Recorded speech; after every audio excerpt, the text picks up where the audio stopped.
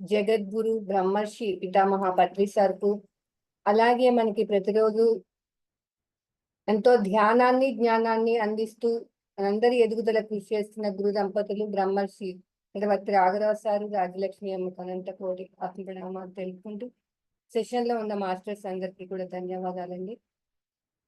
మరి నేను ఈరోజు తీసుకునే టాపిక్ ఏంటంటే రాజలక్ష్మి మేడం చెప్పిన టాపిక్ అండి. మనసుని ఎలా స్వాధీనపరుచుకోవాలి అనే టాపిక్ లో నా జ్ఞాన పరిధి మేరకు నేను గ్రహించిన విషయాలను మీతో షేర్ చేసుకుంటానండి. మరి మనం జీవితంలోకి సద్గురు వచ్చాక కనిపించే ఈ శరీరం నీవు కాదు, నువ్వు ఆత్మవి, ఆత్మే పరమాత్మ అనే పరమ సత్యాలను గురువు ద్వారా మనం తెలుసుకున్నామండి. అంటే మనమే దైవాలం అని తెలుసుకున్నాం. మరి మనము దైవాలమై ఉండి దైవంలాగా జీవించలేకపోవడానికి కారణం ఏంటి అంటే మనసు అనేది మనకి స్పష్టంగా తెలుస్తుందండి.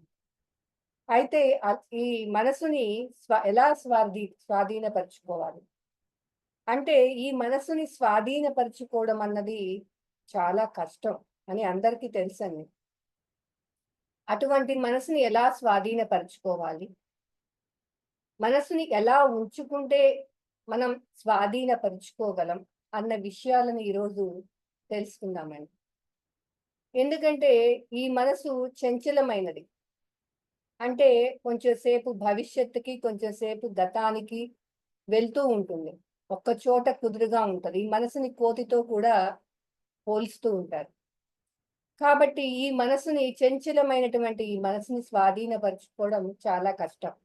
ఈ విషయమే భగవద్గీతలో మరి చెప్పడం జరిగింది. అర్జునుడు శ్రీకృష్ణుల వారితో అంటారు, చెంచలి మనకి కృష్ణ ప్రమాది బలవద్రువం. అంటే ఈ మనసు అతి చంచలమైనది, అటువంటి మనసుని ఎలా స్వాధీనపరుచుకోగలం అని శ్రీకృష్ణుల వారిని అడిగినప్పుడు శ్రీకృష్ణుల వారు చెప్తారు, మరి ఇది కష్ట సాధ్యమే, ఈ మనసుని స్వాధీనపరుచుకోవడం అనేది కష్టమే, కానీ అభ్యాసము వైరాగ్యముల చేత దాన్ని సాధించవచ్చు అని స్పష్టంగా చెప్పడం జరిగింది. అభ్యాసము అంటే ప్రాక్టీస్ అండి. మనం గురువు మనకి చెప్పారు, శ్వాస మీద ధ్యాస ధ్యానం ద్వారా శరీరాన్ని దాటి మనసుని దాటి ఆత్మ చేరుకుంటాము, నువ్వే ఆత్మవని అనుభవంలోకి తెచ్చుకుంటావు అని స్పష్టంగా చెప్పడం జరిగింది. అంటే ఈ మనసు ఈ ఈ శ్వాస మీద ధ్యాస ధ్యానాన్ని అనునిత్యం క్రమం తప్పకుండా చేయడమే అభ్యాసము. మనం గనక చూస్తే మనం ఎప్పుడు కూడా చెప్పుకుంటూ ఉంటామండి, సాధనమున పనులు సమకూరు ధరలోన. అంటే ఏ పనైనా అండి, ఈ పని అని కాదు, ఏ పనైనా ప్రాపంచికంలో ఏ పనైనా సరే సాధన చేస్తే అంటే దాన్ని ప్రాక్టీస్ చేస్తే మొదట కష్టంగానే ఉంటుంది. కానీ అది రోజు ప్రాక్టీస్ చేస్తా ఉంటే మరి దానిలో నైపుణ్యాన్ని సంపాదించగలుగుతాం. ఏ రంగంలోనైనా, ఏ పనిలోనైనా సరే మరి దానిలో చేయగా నైపుణ్యం అనేది వస్తది. అలాగే ఈ ధ్యాన మార్గంలో కూడా మొట్టమొదటగా మనం చేయవలసింది ఏంటంటే ప్రాక్టీస్, అంటే అభ్యాసము. అంటే నిరంతరం కూడా మనం ఆ సాధన రోజు రోజుకి కొంచెం పెంచుకుంటా వెళ్ళాలి. ఎందుకంటే మొదట్లో మరి మనకి ఆలోచనలు అనేవి ఎక్కువ వస్తా ఉంటాయి కాబట్టి మరి ఆలోచనలు తగ్గించుకోవడానికి ఎంత ఎక్కువ సమయం మనం రోజు రోజుకి పెంచుకుంటా ఉంటే అంత ఆలోచనలు తగ్గించుకుంటాం. అందుకే పత్రి సార్ ఏమంటారంటే, కనీసం నీకు ఒక 5 నిమిషాలు టైం ఉందనుకోండి, 5 నిమిషాలు కళ్ళు మూసుకొని కూర్చోండి. కనీసం ఆ 5 నిమిషాల టైంలో 2 ఆలోచనలన్నా ఖాళీ అవుతాయి. అంటే మొదట్లో అంత ఇదిగా మనం సాధన చేసినప్పుడు తర్వాత అది మనకి ఈజీ అయిపోతుందండి. చేయకుండా ఉండలే స్థితికి వెళ్తాం మనం. ఈజీగా గంటలు గూడా చేయగలుగుతాం. అందుకే శ్రీకృష్ణ పరమాత్ముల వారు ఏం చెప్పారు అంటే అభ్యాసము. ప్రాక్టీస్ మేక్స్ మన్ పర్ఫెక్ట్ అని చెప్తూ ఉంటారు. మనం ప్రాక్టీస్ చేస్తా ఉంటే దీనిలో కూడా మనం నైపుణ్యాన్ని సంపాదించగలుగుతాం. అలాగే వైరాగ్యము. మనకి ఈ వైరాగ్యం అన్న పదం విన్నప్పుడు అన్నీ వదిలేసి వెళ్ళిపోవడం అని అనుకుంటారండి. వైరాగ్యము అంటే అన్నీ వదిలేసి వెళ్ళిపోవడం కాదు. అన్నిటి మీద ఉన్న వ్యామోహాన్ని వదలడం వైరాగ్యం. అంటే ఇప్పుడు చూడండి మన సంసారంలో ఉన్నాం. మరి మనకి అన్నిటి మీద ఇప్పుడు మా మన కుటుంబము, సంపదలు ఇలా మనకెన్నో ఉంటూ ఉంటాయన్నమాట. వాటి మీద ఎన్నిటి మీద మనం వ్యామోహాన్ని పెట్టుకుంటూ ఉంటాం. మరి వాటి మీద ఉన్న వ్యామోహాన్ని వదలాలి. ఎలా వస్తుందిది? సాధన ఈ అభ్యాసం అన్నది సరియైన సాధన ద్వారా అంటే శ్వాస మీద ధ్యాస ధ్యానం అన్నది అనునిత్యం క్రమం తప్పకుండా చేయడం ద్వారా అభ్యాసము అయితే ఈ వైరాగ్యం అనేది ఎలా వస్తుందంటే ప్రతిరోజు ఈ జ్ఞానం వినటం వల్ల జ్ఞానవంతమైన విషయాలు అంటే సజ్జన సాంగత్యంలో పాల్గొని ఈ జ్ఞానవంతమైన విషయాలు ప్రతిరోజు క్రమం తప్పకుండా వింటూ ఉండటం వల్ల మరి మనకి రాఘరాజ్ సార్ అయితే ప్రతిరోజు ఈ మహాత్ముల సందేశాలు ఆదిశంకరాచార్యులు వారు ఏం చెప్పారు, కబీర్ మహాశయులు ఏం చెప్పారు అంటే ఆల్రెడీ ఈ మార్గంలో ఉండి వాళ్ళు ఈ ధ్యాన మార్గంలో పరాకాష్ఠకి వెళ్ళిన వారి ఏం చేశారు, ఏం చెప్పారు, ఇవన్నీ కూడా మనం తెలుసుకోవటం వల్ల మనకి మెల్లిమెల్లిగా అవగాహన కలుగుతూ ఉంటుంది. అంటే వాళ్ళు మహాత్ములందరూ సత్యం ఒకటేనండి. కానీ వారి వారి కోణాలలో చెప్పడం జరిగింది. ఎవరు ఆది శంకరాచార్యులు వారు గాని, కబీర్ గాని సత్యం ఒక్కటే అందరూ చెప్పింది మహాత్ములు చెప్పింది. కానీ కోణాలు మార్పు. మరి గురువులు ఏం చేస్తారంటే పత్రిగారు కూడా ఎప్పుడు చెప్తా ఉంటారు. నేను కొత్తగా ఏది చెప్పింది లేదు.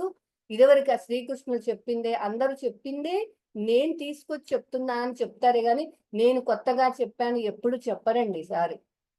అంటే ఆ మహాత్ములు చెప్పిందంతా కూడా ఆ బుక్స్ అవన్నీ చదివి ఆ మహాత్ములు చెప్పిందంతా కూడా నేనే మళ్ళా చెప్తున్నానని చెప్తారనమాట. అంటే ఇలా వింటూ ఉండటం వల్ల ఆ మహాత్ముల సందేశం వింటూ ఉంటాం. ఎందుకు చెప్తారంటే మనకి ఒక్క విషయం అర్థం కావటానికి. ఏంటి అంటే ఈ సృష్టిలో ఉన్నవన్నీ కూడా అశాశ్వతాలే.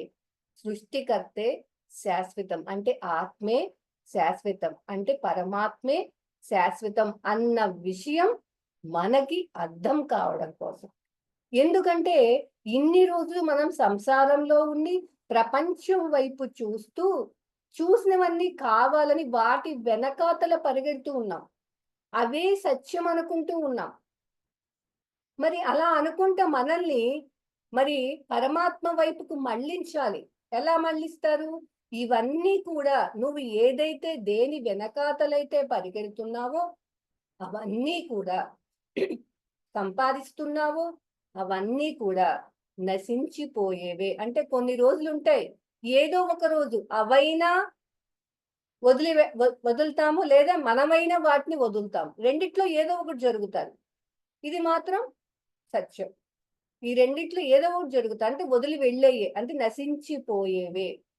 మరి మన కళ్ళెదురుగానే జరుగుతున్నాయండి అన్నీ. కానీ ఆ సత్యం మనకి అవగతం కావట్లేదు. కాబట్టి మన దృష్టికోణం మరల్చడానికి ప్రపంచం వైపు ఉన్న మన మనసుని వాటి మీద ఉన్న వ్యామోహాన్ని తగ్గించడానికి ఇవన్నీ ఇంత కష్టపడి జీవితమంతా కష్టపడి సంపాదించి కూడబెట్టింది దేనికి? అవన్నీ నశించిపోయేవే కదా! మరి దానికి అంత కష్టపడి వదిలిపెట్టే వాటి కోసం అంత కష్టపడి సంపాదించడం ఎందుకు? శాశ్వతమైనవి కూడా వచ్చేది ఆ జ్ఞానాన్ని సంపాదించుకోవచ్చు కదా! అని మనకి అర్థం కావడం కోసం రకరకాల కోణాలలో ఆ మహాత్ములు చెప్పిన సందేశాలు చెప్తూ ఉంటారు. అవి మనం ప్రతిరోజు వినటం వల్ల వినగా ప్రతిరోజు సాధన చేయడం ద్వారా మెల్లిమెల్లిగా మనకి అవగాహనకు వస్తా ఉంటదండి. ఏంటంటే ఇవన్నీ శంకరాచార్యులు వారు చెప్తారు. నిత్య అనిత్య వస్తు వివేకము అని చెప్తారండి. అంటే ఏది అనిత్యమైనది, ఏది నిత్యమైనది ఆ వివేకం నీకుండాలి. ఎప్పుడు వస్తాది ఆ వివేకము? సాధన, ఈ జ్ఞానం 2 ఉన్నప్పుడు ఆ సాధనలో మనసు శుద్ధి అయ్యే కొద్దీ బుద్ధి వికసిస్తూ ఆ బుద్ధిలోనే ఆ వివేకం అనేది ఉంటదండి. బుద్ధి వికసించే కొద్దే ఆ వివేకం వస్తా ఉంటది. ఇప్పుడు చూడండి, మనకి హంస హంస ఉంటది. ఆ హంస ఏం చేస్తదంటే, పాలు, నీళ్లు, పాలల్లో నీళ్లు కలిసి ఉంటాయి కదండీ! ఆ నీళ్ళని పాలని కలిపి పెట్టామనుకోండి, ఏం చేస్తదంటే, పాల నీళ్ళని వేరు చేసి పాలను మాత్రమే తాగుతుందండి. అలాగే మనం కూడా ఈ హంస అంటే శ్వాస పట్టుకోవటం వల్ల, అంటే శ్వాస మీద ధ్యాస ఉంచి ధ్యానం చేయడం వల్ల, ఇలాంటి సజ్జన సాంగత్యంలో మహాత్ముల యొక్క సందేశాలు వినటం వల్ల, హంస పాలు నీళ్లు కలిసి ఉన్న ఎలా వేరు చేసి పాలను మాత్రమే తాగిందో, అలాగే ఈ అనిత్యమైన సృష్టిలో ఉన్నవన్నీ అనిత్యమైనవే. కానీ ఆ అనిత్యమైన దాంట్లో నిత్యమైనది దాగుంది. మనం ఏం చేస్తాము? రెండిటిని వేరు చేస్తాం. ఎప్పుడు?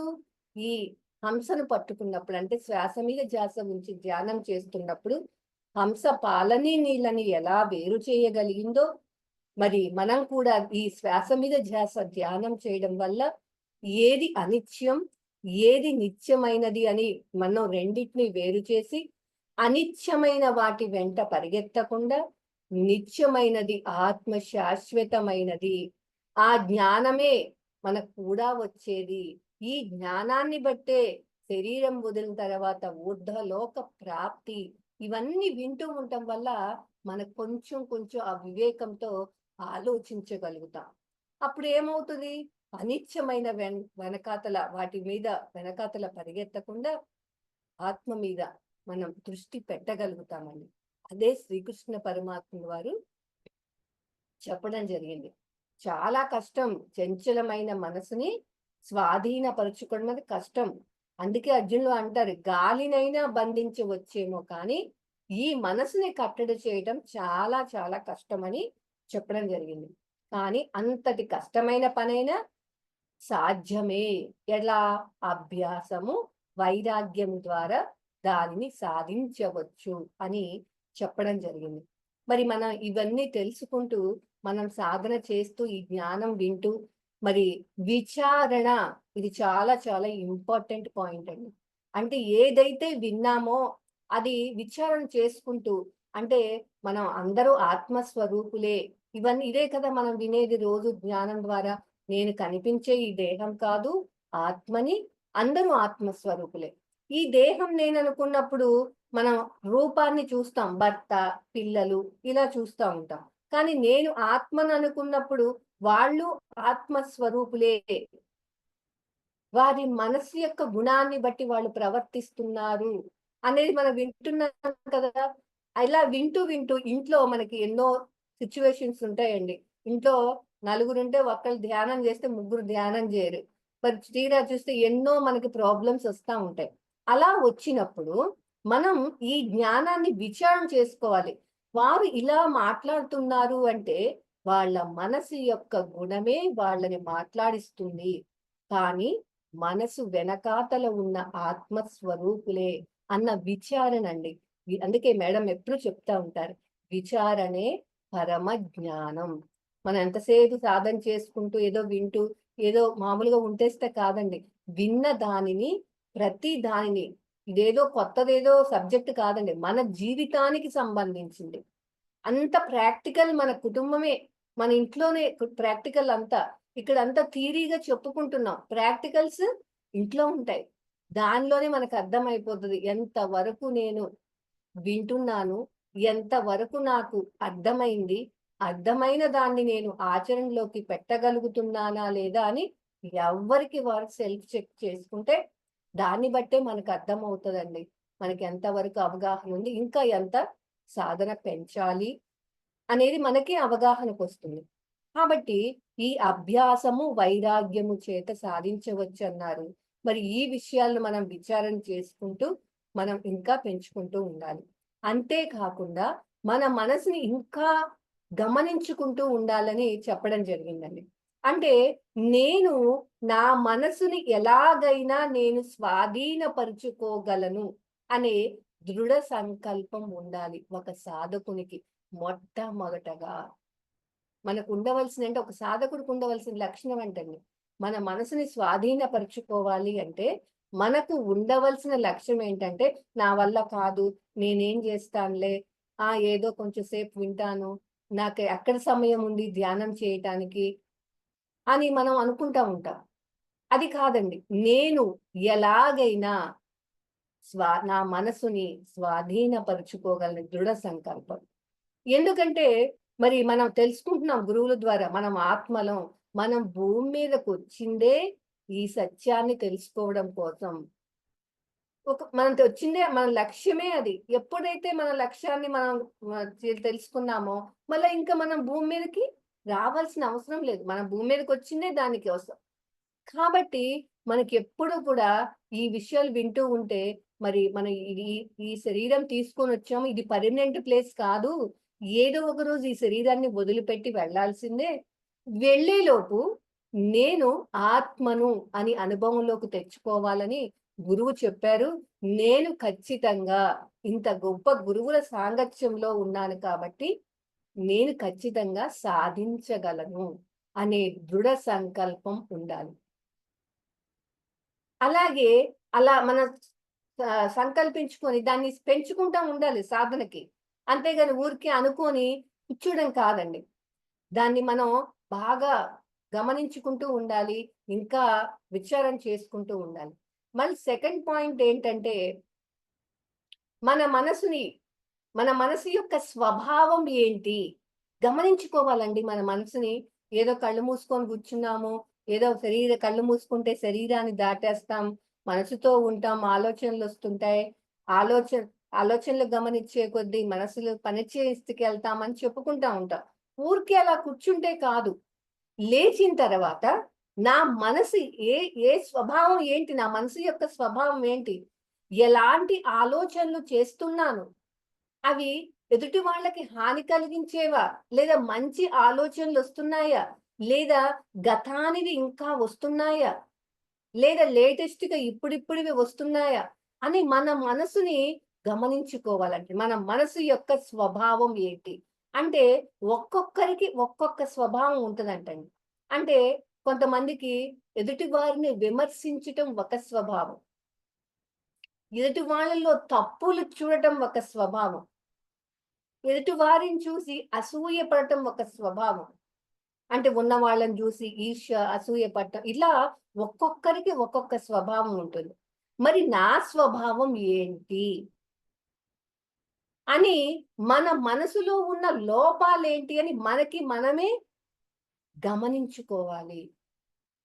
అంటే ఏమన్నా నెగెటివ్ థాట్స్ వస్తున్నాయా? ఏమైనా ఎదుటివాడికి బాధ కలిగించే ఆలోచనలేమన్నా వస్తున్నాయా? ఇలాంటివి మనం గమనించుకోవాలండి. ఎదుటి వాళ్ళ తప్పులు కనిపిస్తున్నాయా? ఎలా ఉంది నా మనసు యొక్క పొజిషన్ ఏంటి? నా స్వభావం ఏంటి? అనేది మనకి మనం ఎప్పుడు గూడా గమనించుకుంటూ ఉన్నప్పుడు, మన లోపమేంటో మనకి తెలిసినప్పుడు, ఆ లోపాన్ని సరిచేసుకునే ప్రయత్నం చేస్తామండి. ఇంతకుముందు ఎదుటి వాళ్ళని చూస్తా ఉన్నాం. వాళ్ళలో తప్పులెతకటం, వాళ్ళది విమర్శించటం, వాడు మంచివాడు, వీడు చెడ్డవాడు, వీడు పిసినారోడు, వీడు కోపిష్టి అని ఎదుటి వాళ్ళకి పేర్లు పెట్టేసామండి. కానీ ఇప్పుడు అది కాదండి. మన లోపాలేంటి? ఇప్పుడు ఎదుటి వాడిని వదిలేసాం. మనలేంటి? మన లోపాలేంటి? ఎన్ని సరి జేసుకోవాలి? గుర్తిచ్చినప్పుడే ఆ లోపమేంటో గుర్తిచ్చినప్పుడే సరి జేసుకోగలుగుతాం గానీ, ఆ లోపమేంటో తెలియకుండా ఎప్పుడు తెలుస్తది? మనల్ని ఆ మనసుని గమనించుకున్నప్పుడే మన లోపమేంటో తెలుస్తది. లేకపోతే నేను కొద్దిగా సాధన జేస్తున్నాను కదా! నేను కొద్దిగా జ్ఞానం సజ్జన సాంగత్యంలో పాల్గొంటున్నా. అబ్బా! ఈరోజు కొన్ని విషయాలు విన్నా, కొన్ని చెప్పాను అని వదిలేస్తే సరిపోదండి. నిత్యము మన మనసుని ఇప్పుడు ధ్యానంలో ఏం చేస్తున్నాము? మనసుని మనసు ఎప్పుడూ కూడా ఒకే పని ఒకసారి 2 పనులు చేయదంటండి. ఒకేసారి చేస్తారు. ఒకేసారి 2 పనులు చేయలేదు. ఆలోచిస్తే గమనించలేదు, గమనిస్తే ఆలోచించలేదు. ఏదైనా ఒకటే చేస్తారు. మనం ఏం చేస్తున్నాం ధ్యానంలో? దాని పని ఏంటి? ఆలోచించటం. దాని పని దాన్ని చేయనీయకుండా ఏం చేస్తున్నాం? శ్వాసను గమనించే పని అప్పచెప్తున్నాం. ధ్యానంలో మనం చేసే పని ఏంటి అంటే, ఈ మనసుకు ఒక పని అప్పచెప్తున్నాం. ఆ పని అప్పచెప్పకపోతే దాని పనేంటి? ప్రపంచంలోకి వెళ్ళిపోయి అన్ని విషయాలను సేకరించడం దాని పని. లేదా గతానికెళ్ళి ఇది చేయకుండా ఉంటే వాళ్ళు నన్ను తిట్టారు అని గుర్తు చేయటం. భవిష్యత్తులో రేపేమైపోతాదో? నా భవిష్యత్తేంటి? పిల్లలు చదువుతారో చదవరో? వాళ్ళకి ఫీజులు కట్టలేస్తానో కట్టలేవనో? ఇలా భవిష్యత్తు గురించి ఆలోచిస్తా ఉంటాం. కానీ మళ్ళా ఇంకా వదిలేస్తే బయటకెళ్ళి అమ్మాయి ఏం జేస్తున్నాడు? అబ్బాయి ఏం జేస్తున్నాడని అమెరికా, కెనడాలో ఉన్న వీసాతో పని లేదు దానికి. చక్కగా ఎళ్లి సేకరించేస్తాను. అందుకనే ధ్యానంలో మనం ఏం చేస్తున్నాం? దానికొక పని అప్పచెప్తున్నాం. మరి ధ్యానంలోంచి లేచిన తర్వాత మళ్ళీ దాని సహజ స్వభావం విషయ సేకరణ. అప్పుడేం జేయాలి? అప్పుడు గూడా దానికొక పని అప్పచెప్పాలండి. ధ్యానంలోంచి లేచిన తర్వాత. వదిలేస్తే ఇన్ని రోజులు వదిలేసాం. గురువు రానంత వరకు ఈ మనసుందని కానీ, ఈ మనసు విషయాలను సేకరిస్తుందని కానీ ఏం తెలీదు. కానీ ఇప్పుడు దాని ఏంటి?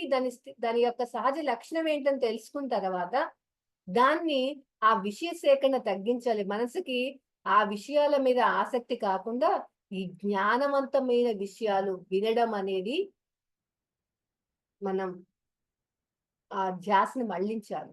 ఈ విషయాలే మననం జేస్తూ ఉండాలి. అంటే దానికి ఒక పని అప్పచెప్పటం. ప్రాపంచిక విషయాలు అవసరం లేదు. ఈ విషయాలు విను పరమాత్మ గురించి అని మనసుకి మంచిని అలవాటు చేసే ట్రైనింగ్ ఇవ్వాలండి. ఇప్పటి వరకు ప్రాపంచికం వాడు తిట్టాడు, వీడు కొట్టాడు ఇవే వింటా ఉంటది. అవే తలుస్తా ఉంటది. అవి కాదు. జ్ఞానవంతమైన విషయాలు. శంకరాచార్యులు వారు ఏం చెప్పారు? కబీరు ఏం చెప్పాడు? కైవారం తాతయ్య ఏం చెప్పారు? ఇలా ఏ రోజైతే ఒక మంచి మనం విన్నామో జ్ఞానము, దాన్ని పదే, పదే, పదే మననం చేసుకున్నప్పుడు ఏమవుతుంది అంటే, ఆ మనసు ఇక రోజు అలా చేయగా, చేయగా, చేయగా ఏమవుతుందంటే, దాని పనిని దాన్ని మర్చిపోతుంది. అంటే గతానికి వెళ్ళడం, భవిష్యత్తుకు వెళ్ళడం, ప్రపంచంలోకెళ్ళి విషయాలను సేకరించడం అన్న విషయం మర్చిపోయి, మన ప్రయత్నం లేకుండానే ఈ జ్ఞానవంతమైన విషయాలను మననం చేస్తదండి. ఇది నేను ప్రాక్టికల్‌గా నా లైఫ్‌లో నేను ఆచరించి చెప్తున్న విషయం.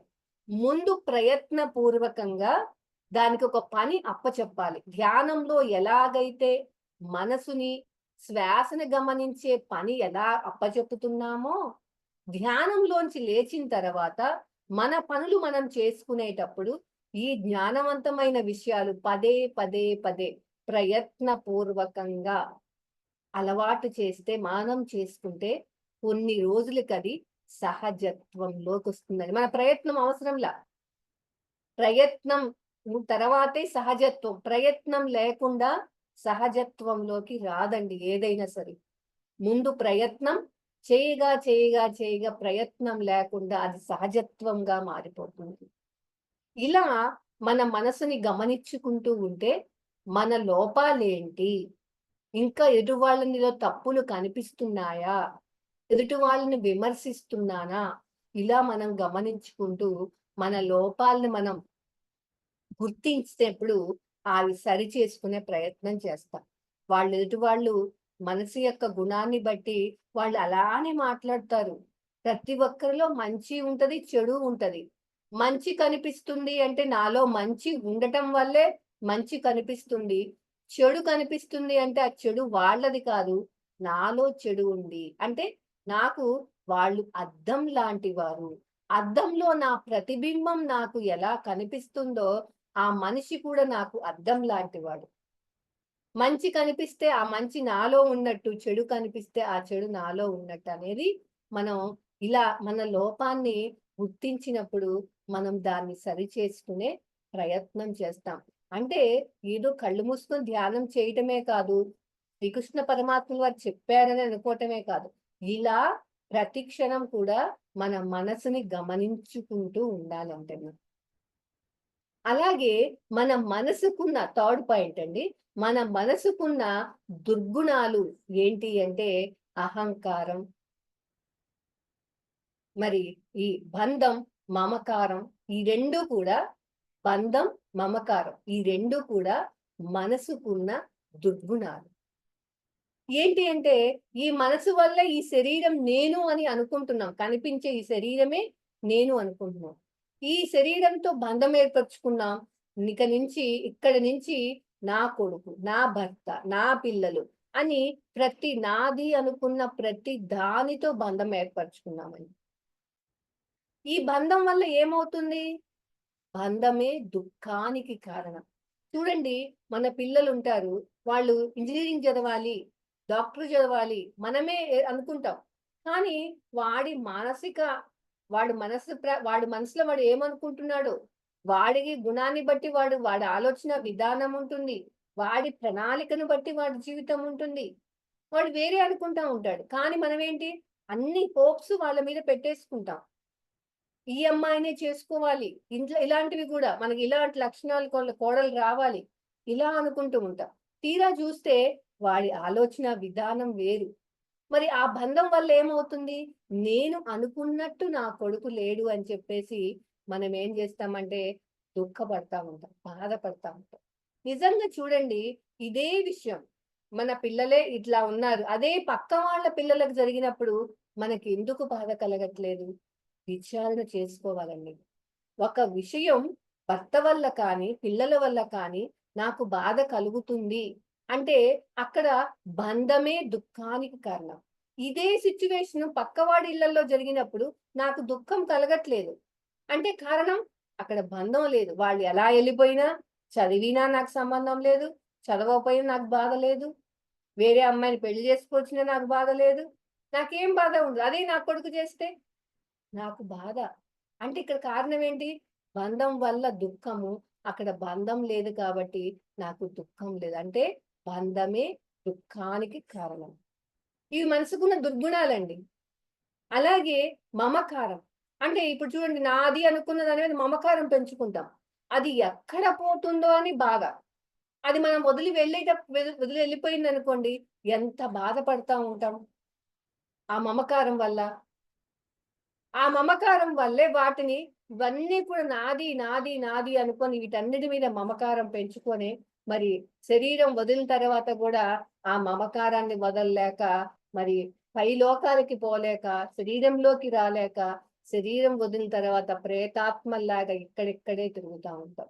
చూడండి ఎంత ఈ బంధం వల్ల జీవించి ఉన్నప్పుడే కాకుండా, శరీరం వదిలిన తర్వాత కూడా మరి ఎంత నష్టం జరుగుతుందో. ఇది మనసుకున్న దుర్గుణాలు. కాబట్టి మనం ఈ మనసుని ఇలా మనకి ఒక బాధ కలిగిందనుకోండి, అప్పుడు మనం వెంటనే విచారణ చేసుకొని, శరీరం నేననుకుంటున్నాను, నా వాళ్ళనుకుంటున్నాను కాబట్టి నాకు ఈ బంధం వల్ల దుఃఖం కలుగుతుంది. కానీ వాళ్ళు ఆత్మస్వరూపులే. వెంటనే మనం విచారణ ద్వారా ఇది మననం చేసుకుంటే మన గుర్తు తెచ్చుకుంటే అప్పుడు మనకి ఆ దుఃఖం పోతుందండి. వాళ్ళు ఆత్మ స్వరూపమే. వాడు మనసు యొక్క గుణానికి బందీ. ఆ గుణంలో ఉన్నవారు అంతవరకే ఆలోచించగలరు. అంతకు మించి ఆలోచించలేరు. అంతవరకే మాట్లాడగలరు. అంతకు మించి మాట్లాడలేరు. అన్నది మనకి అది గుర్తుకు లేకపోయినా బాధ కలిగినప్పుడు విచారణ చేసుకున్నప్పుడు మనకి ఎప్పుడైతే విచారణ చేసుకుంటామో అక్కడ ఆ బాధ, దుఃఖం అనేది ఉండదు. ఎందుకంటే అక్కడ బంధం లేదు. శరీరం నేను అనుకుంటే బంధం, ఆత్మను అనుకుంటే ఏ బంధం లేదండి. అందరూ ఆత్మస్వరూపులే. అందరూ ఉన్నదంతా ఒక్కటే అన్న విషయం మనకి అవగాహన అవుతా ఉంటది. అందుకే మనం విచారణ ద్వారా ఈ బంధంలోంచి బయటపడటం, మమకారంలోంచి బయటపడటం. ఇవన్నీ కూడా ఇవన్నీ మనకి ఊహ తెలిసిన దగ్గర నుంచి ఇవన్నీ నాటుకుపోయినాయి. మరి ఈ ఒక్కసారే వినగానే మనకి వీటిలోంచి బయటపడలేం. చెప్పుకుంటాం, వింటాం. సిట్యుయేషన్ వచ్చినప్పుడు మామూలుగానే ఉంటాం. కానీ ఇలా విచారణ చేసుకున్నప్పుడు మనం దానిలోంచి బయటపడగలుగుతామండి. సాధన ఒక పక్క, జ్ఞానం ఒక పక్క, ఇలా మనసుని గమనించుకోవటం మరొక పక్క. ఇలా చేస్తూ ఉంటే మన మనసుని స్వాధీనపరుచుకోగలమన్నది మేడం చెప్తా ఉన్నారు. ఇంకా ఏంటంటే మన మనసుని పవిత్రంగా ఉంచుకోవాలి. అంటే పవిత్రం అంటే ఎంత శుద్ధం చేసుకునే కొద్దీ మనకి పవిత్రం అవుతూ ఉన్నట్టు లెక్క. మనసు మురికిగా ఉంటే అపవిత్రమైనట్లు, పవిత్రత లేనట్టు, మనసు శుద్ధమైతే పవిత్రంగా ఉన్నట్టు. అంటే ఈ మనసుని శుద్ధం చేసుకోవాలి. మరి ఈ మనసుని ఎలా శుద్ధం చేసుకోవాలి? మనసుకున్న మురికేంటి అన్నది ముందు తెలుసుకోవాలి. మనసుకున్న మురికి ఏంటి అంటే అరిషడ్ వర్గాలు, అహంకారం, రాగద్వేషాలు, శోక మోహాలు ఇవన్నీ కూడా మనసుకున్న మురికి. మన మనసు మలినంగా ఉందనుకోండి, ఈ అరిషడ్ వర్గాలన్నీ కామ, క్రోధ, లోభ, మోహ, మద మాత్సర్యాలన్నీ విజృంభిస్తా ఉంటాయి. మన అదుపులో ఉండవింగా. కోపం క్రోధంగా మారుతుంది. అది లోభంగా మారుతుంది. వారి మీద ఈర్ష్య, అసూయ ఇవన్నీ ఒకదానెమ్మటి ఒకటి వస్తా ఉంటాయి. అలాగే రాగద్వేషాలు. నా అనుకున్న దాని మీద అనురాగము, నాది కాదనుకున్న దాని మీద ద్వేషం. ఇలా రాగద్వేషాలు ఇవన్నీ కూడా మనసుకున్న మురికి. మనసు మలినంగా ఉంది అంటే ఇవన్నీ కూడా విజృంభిస్తా ఉంటాయి. దానివల్ల చెయ్యకూడని కర్మలు చేస్తా ఉంటాము. వాటి వల్ల కష్టాల్ని అనుభవిస్తూ ఉంటాం. వాటి వల్ల ఆ కర్మ ఫలితంగా జన్మ వల్ల దుఃఖం, మళ్ళా కష్టాలు ఇవన్నీ మనకి వస్తా ఉంటాయి. కాబట్టి ఈ మనసుకున్న మురికిని తొలగించుకోవాలంటే శుద్ధం చేసుకోవాలి. ఈ మనసుని శుద్ధం చేసుకోవాలి అంటే దానికి ఏకైక మార్గం ఏంటి అంటే శ్వాస మీద ధ్యాస ధ్యానం తప్ప ఇంకొక మార్గం లేదు. కాబట్టి ఈ మనసుని శుద్ధంగా అంటే పవిత్రంగా చేసుకోవడం. ఎప్పుడైతే ఈ మనసు శుద్ధం అవుతూ ఉంటుందో, అప్పుడు మనకి మనసు లొంగుతుందండి. మురికిగా ఉన్నంత వరకు ఈ మనసుని లొంగదీసుకుందామన్నా లొంగదు. అంటే ధ్యానం చెయ్యక ముందు మనసు మురికిగా ఉంటుంది. దాన్ని ఎంత లొంగదీసుకుందామన్నా లొంగదు. కానీ ఈ ధ్యానం తీవ్రంగా శ్వాస మీద ధ్యాస ధ్యానం తీవ్రంగా చేస్తూ ఉండటం వల్ల మనసు శుద్ధమయ్యే కొద్దీ మనసు మనకి లొంగుతుందండి. అప్పటి వరకు లొంగదు. అందుకే మనసుని శుద్ధం చేసుకోవాలి. పవిత్రంగా చుంచుకోవాలి. ఎందుకంటే ఈ మనసు ఇంకా ఆహారాన్ని బట్టి మనసు ఉంటుందని చెప్తూ ఉంటారు మేడం ఎప్పుడూ కూడా. అందుకే ముందు గురువుగారు ఏం చెప్పారంటే, మాంసాహారం మానండి. నువ్వు ధ్యానం చేయకపోయినా పర్లేదు నాయన, ముందు మాంసాహారం మానండి. ఎందుకంటే ఆహారాన్ని బట్టే మనసు ఉంటుంది కాబట్టి. అలా సాత్వికమైన శాకాహారాన్ని తీసుకుంటూ శ్వాస మీద ధ్యాస ధ్యానం చేయడం వల్ల మనసు అనేది శుద్ధం అవుతూ ఉంటుంది. అంటే పవిత్రం అవుతూ ఉంటుంది. అంటే ఈ మనసుకున్న మురికంతా తొలగిపోయి పవిత్రం అవటం అంటే అన్నిటిలో ఉన్న దైవత్వాన్ని చూడగలగటమే పవిత్రత అంటే. అంటే ఇప్పుడు చూడండి మురికిగా ఉన్నప్పుడు ఈ శరీరం నేననుకుంటాం. వేరు వేరు స్వార్థం. నేనే బాగుండాలి అనే స్వార్థంతో జీవిస్తా ఉంటాం. అందరూ ఆత్మస్వరూపులని వింటున్నా మళ్ళా స్వార్థం అనేది ఉంటూ ఉంటుంది. కానీ ఎప్పుడైతే ఆత్మను అన్న అవగాహన మనకి వింటూ ఈ సాధన చేస్తూ ఉండేసరికి ఏమవుతుందంటే మనకి అందరూ ఆత్మస్వరూపులే అన్ని ఆ అవగాహన మనకి పెరుగుతా ఉంటుంది. అప్పుడేముంటుంది ఆ బంధం అనేది ఉండదు, మమకారం అనేది ఉండదు, అహంకారం అనేది కూడా వేరు వేరు కాదు అంతా ఒక్కటే అనేది మనకి తెలుస్తూ ఉంటుందన్నమాట.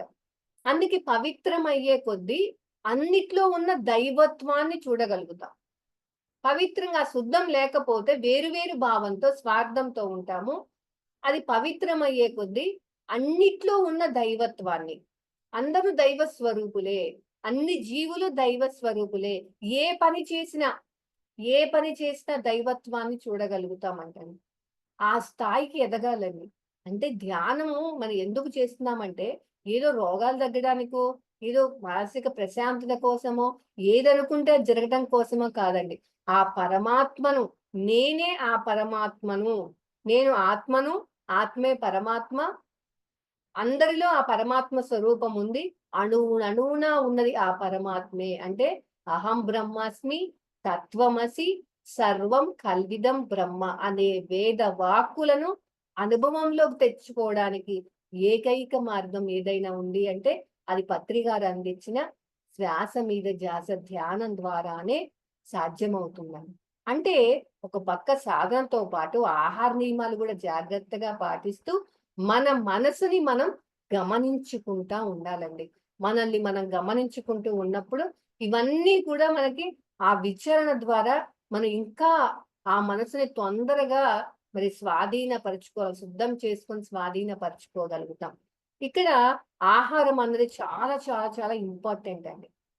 మనం అనుకుంటాం, మనం ఇన్ని క్లాసులు చెప్తున్నాము, చేస్తున్నాము అని చెప్పేసి అనుకుంటాం.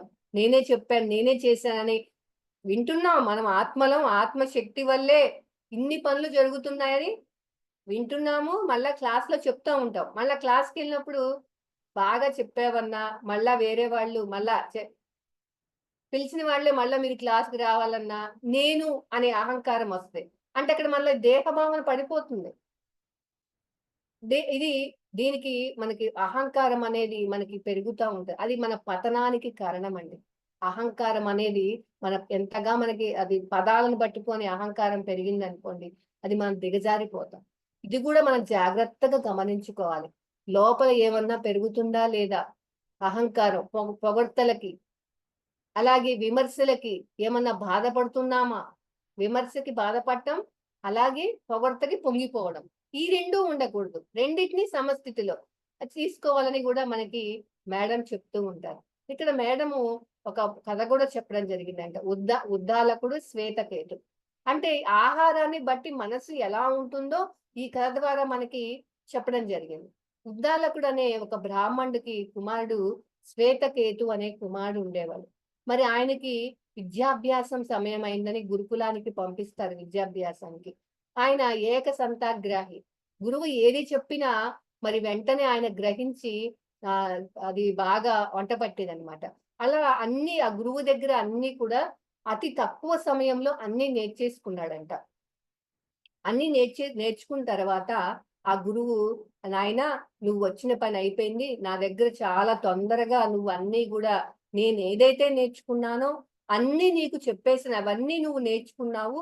ఇక నువ్వు పనయిపోయింది. నువ్వింటికి వెళ్ళిపోవచ్చు" అని చెప్పారంట. ఆహా! నేను గురువు నేర్చుకోవాల్సినవన్నీ నేర్చుకున్నాను. ఇక నేనేమి నేర్చుకోవాల్సిన అవసరం లేదు అని చెప్పేసి ఇంటికి వెళ్ళే దారిలో కొన్ని కొన్ని రాజులు ఆహ్, రా అక్కడ ఇది సభలు జరుగుతా ఉంటాయన్నమాట. ఆహ్, సభల్లో ఈ పండిత సభలు జరుగుతా ఉంటాయి. వాటిల్లో పాల్గొని మరి అక్కడ వాళ్ళందరిలో గూడా తానే మ గెలిచి అందరిలో కూడా ఆ వాగ్ధాటికి ఆయనే గెలిచేవారనమాట. ఆ వేదాలు ఆయన నేర్చుకున్న దానికి. అలా చేసుకుంటూ ఆయనకి ఒక్కొక్క రాజ్యానికి వెళ్లి అలా గెలుస్తా ఉండేసరికి నేనన్నీ నేర్చుకున్నాను అనేది అహం అనేది మొదలైందట ఆయనకి. అన్నీ వచ్చేసినాయి. అందరిలో నేనే బాగా చెప్పగలిగి, నేనే గొప్పవాడిని అనిపించుకొని వెళ్తున్నాననేది కొంచెం అహం బయలుదేరిందంట. అలా ఇంటికి వెళ్ళేసరికి ఆయన ఎంతో ఆ అహంకారం అనేది తండ్రికి కనిపించిందంట మొహంలో కొట్టొచ్చినట్టుగా. అప్పుడు ఆ తండ్రి గమనించాడంట. ఏదైనా పూర్ణ జ్ఞానం సంపాదించుకున్న వాడికి అహంకారం అనేది ఉండదు. వినయం ఉంటుంది. వీడిలో వినయం ఇంకా కనిపించట్లేదు అంటే, ఇంకా వాడు పూర్ణ జ్ఞానాన్ని సంపాదించుకోలేదు అని చెప్పడం జరిగిందంట. నాయనా అప్పుడన్నాడంట, ఆయనకి అడుగుతాడంట కొడుకు. "నాయనా మరి అందరూ నన్ను గొప్పవాడని ఎంతోమంది పొగుడుతా ఉన్నారు. ఏంటి నాన్నగారు మీరు నన్ను చూసి మీరేదో దిగాలుగా ఉన్నారు. ఏమాత్రం గర్వంగా మీకేమీ లేదు" అని జెప్పేసనంటే, అప్పుడు చెప్తాడనమాట. "నాయనా నువ్వన్నీ నేర్చుకున్నావు బానే ఉంది. ఏది నేర్చుకుంటే ఇంకా ఏది నేర్చుకోవాల్సిన అవసరం లేదో, ఏది నేర్చుకుంటే దుఃఖం నుంచి నువ్వు బయటపడతావో, ఏది బోధించడానికి వీలు కాని ఆ బోధన నువ్వు నేర్చుకుంటావో, దానిని నేర్చుకో. ఇంకా నేర్చుకోవాల్సింది ఉంది. అది ఏమన్నా నేర్చుకున్నావా? అంటే అది బోధించడానికి వీలు కానిది నేనెలా నేర్చుకుంటాను? నాకెవరు నేర్పుతారు? అ అని అడుగుతాడనమాట తండ్రిని. అంటే బోధించడానికి వీలైతే గురువు బోధిస్తాడు. మరి బోధించడానికి వీలు కానిదేంటి? నాకెలా గురువు బోధిస్తాడని అడిగినప్పుడు ఆయన చెప్తాడనమాట. "నీ గురువు నీకు ఖచ్చితంగా బోధిస్తాడు. నువ్వెళ్ళు" అని చెప్పేసి చెప్పడం జరిగింది. మరి అలా వెళ్ళిన తర్వాత గురువు దగ్గరికెళ్ళి, "మరి స్వామి మరి మీరు నాకన్నీ బోధిచ్చారన్నారు.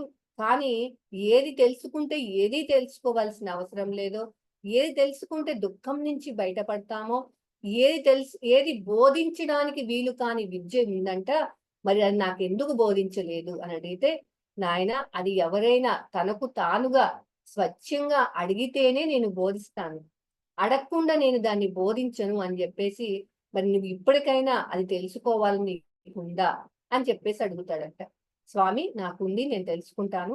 అని తెలుసుకోవాలని ఉంది అని చెప్తాడంట. అయితే నువ్వు నీకు 400 ఆవుల్ని ఇస్తాను.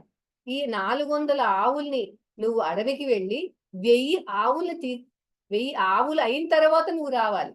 400 ఆవులు మళ్ళా అవి పిల్లల్ని పెట్టి అలా పెంచుకుంటూ, పెంచుకుంటూ 1000 ఆవులు అయిన తర్వాత నా దగ్గరికి రా.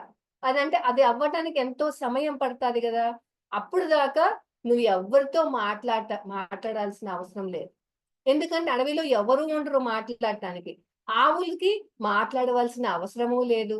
కాబట్టి నువ్వు మౌనంలో ఉండి వాటికి ఏమేం కావాలో చూసుకుంటూ 1000 ఆవులైన తర్వాత రమ్మని చెప్తాడంట. మరి అప్పుడు ఏం మాట్లాడకుండా వెంటనే ఎళ్ళిపోయాడంట. 400 ఆవులను తోలుకొని అడవికెళ్ళాక మరి కొన్ని రోజులు అలా చూస్తా ఉంటే కొన్ని రోజులు ఫస్ట్‌లో చాలా బాధ అనిపించింది. ఒంటరితనంగా అనిపించిందంట. కానీ అక్కడ మాట్లాడటానికి ఏం లేదు. నోరు మౌనం అయిపోయింది. ఇంకా ఆ గోవుల్ని చూసుకుంటూ ఉంటే ఇక కొన్ని రోజులకి ఆ గతంలో తన తండ్రి అన్న మాటలు, గురువు అన్న మాటలు ఇవన్నీ కూడా గుర్తుకొస్తూ కొన్ని రోజులకి అవన్నీ కూడా మర్చిపోయాడంటండి. ఏం జరిగిందో కూడా లేదు. ఎన్ని రోజులుంటాయి ఆలోచనలు? కొత్త ఆలోచనలు లేవు. అక్కడ ఏమి సంఘటనలు బాహ్యంగా విషయాలన్నవి లోపలికి వెళ్ళట్లేదు. పాతగున్నవన్నీ గూడా కొన్ని రోజులకి ఏమైపోయినాయి? ఏ సాధన లేదక్కడ. ఖాళీ అయిపోయినాయి. ఖాళీ అయిపోయినాయి, కొత్తవి లేవు. అప్పుడు ఏమైందంటే అలా కూర్చొని గమనించటం అనేది నేర్చుకున్నాడంట. ఆవుల్ని చూస్తూ, చెట్టుని చూస్తూ, ఆకుల్ని చూస్తూ, అలా చూస్తూ ఆకులో తానే, చెట్టులో తానే, ఆవులో తానే. అంటే తన్ను తానే ఇక్కడ ఏది ఇంక బోధించడానికి వీలు కాదిది. వీలు కాని బోధ. అన్నీ కూడా అంతా తానే అన్న విషయం తెలుసుకున్నాడంటండి. అక్కడ ఏంటి? ఆ పండ్లు, ఫలాలు మాత్రమే తింటూ అంటే ఆహారం చూడండి అక్కడ ఎలాంటి ఆహారం తీసుకున్నాడో. అక్కడ అడవిలో ఆ చెట్లకు దొరికిన ఆహారాన్నే తీసుకుంటూ, మౌనంగా ఉండి, సాధన లేకపోయినా అన్నిటిని గమనిస్తూ, గతంలో ఉన్న ఆలోచనలు ఖాళీ అయిపోయేసరికి, కొత్త విషయాలు లేకపోయేసరికి, మొత్తం అన్నిట్లో ఉన్నది నేనే అన్న విషయం తెలుసుకున్న తర్వాత, తెలియకుండానే తెలుసుకునే లోపే ఈ 400 ఆవులు, 1000 ఆవులయిపోయినాయి. అంటే ఆ సమయం గూడా ఆయనకి తెలియలేదంటండి. అలా ఎప్పుడైతే ఆ విషయాలన్నీ తెలుసు ఇంక తెలుసుకోవాల్సిందేముంది? ఇక దుఃఖమేముంది? ఇంకా ఇది బోధించడానికి గూడా వీళ్ళెవరికి వాళ్ళు అనుభవంగా తెలుసుకోవాల్సిన విషయాలన్నమాట. ఇలా ఆయన తెలుసుకున్నాక పూర్తి వినయం, ఇంక అహంకారం లేదు. కాబట్టి మనం కూడా మరి ఈ కథ ద్వారా మనం తెలుసుకోవాల్సిన విషయం ఏంటంటే, ఆహారం అనేది చాలా చాలా చాలా ఇంపార్టెంట్ అండి. ఆహారం సాత్వికమైన శాకాహారం ఏ పూటకి ఆ పూట ఫ్రెష్‌గా వండింది తింటూ, ఎప్పటికప్పుడు మరి సాధన క్రమంగా పెంచుకుంటూ, ఈ మనసుని గమనించుకుంటూ, విషయ సేకరణ మనం నలుగురిలోకెళ్ళాల్సిన అవసరం లేదండి. ఇప్పుడు తగ్గిపోయింది. ఇదివరకంటే బయట కూర్చొని ముచ్చట్లేసేది మా పల్లెటూర్లలో. ఇప్పుడు అసలు బయటకెళ్ళటం లేదు, ముచ్చట్లు లేదు. కానీ ఇంట్లో ఉన్న మనసు బయటికెళ్ళటం అనేది గమనించేసరికి, ఈ మనసుకి ఈ జ్ఞానం అందించటం వల్ల విషయ సేకరణ అన్నది తగ్గి, ఆత్మ మీద ఆసక్తి అనేది తెలుసుకోవాలి అన్న ఆసక్తి అనేది పెరుగుతా ఉంటదన్నమాట. ఇలా మన మనసుని గమనించుకుంటూ, నా మనసు ఇప్పుడు ఏ స్థితిలో ఉంది? ఇంకా తప్పులు వెతుకుతున్నానా? ఎదుటివారిని విమర్శిస్తున్నానా? ఎదుటివాడిలో చెడే కనబడుతుందా? ఎలాంటి ఆలోచనలొస్తున్నాయి? ఇలా మనం ఎక్కడ దుఃఖం కలుగుతుంది? దుఃఖం కలిగింది ఏ విషయానికైనా, ఏ సంఘటనకైనా దుఃఖం కలిగింది అంటే, అక్కడ బంధం ఉంది అని వెంటనే మనం గ్రహించి, దాని నుంచి బయటపడే ప్రయత్నం చేయాలి. ఇంకా మనకెన్నో సంపదలుంటాయి. అవి ఏదైనా ఎప్పుడైనా పోవాల్సి రావచ్చు. అది మనకి బాధ కలుగుతుందని దాని మీద మమకారం ఉంది. ఇట్లా అండి ప్రతి విషయం మనని మనం గమనించుకుంటూ, సాధన చేస్తూ, ఒక పక్క జ్ఞానం చేస్తూ, ఇలా విచారణ చేసుకుంటూ ఉంటే, మరి ఆ మనసు శుద్ధమవుతుంది. శుద్ధమైన మనసు మరి మనం పూర్తిగా లొంగుతుంది. అప్పుడు ప్రతి దానిలో ఉన్న దైవత్వాన్ని చూడగలుగుతాము అని మేడం చెప్పిన టాపిక్‌లో నేను గ్రహించానండి. మరి ఇంత అద్భుతమైన జ్ఞానాన్ని అందించిన గురువులకి మరొక్కసారి ధన్యవాదాలు తెలుపుకుంటూ thank you sir. Thank you very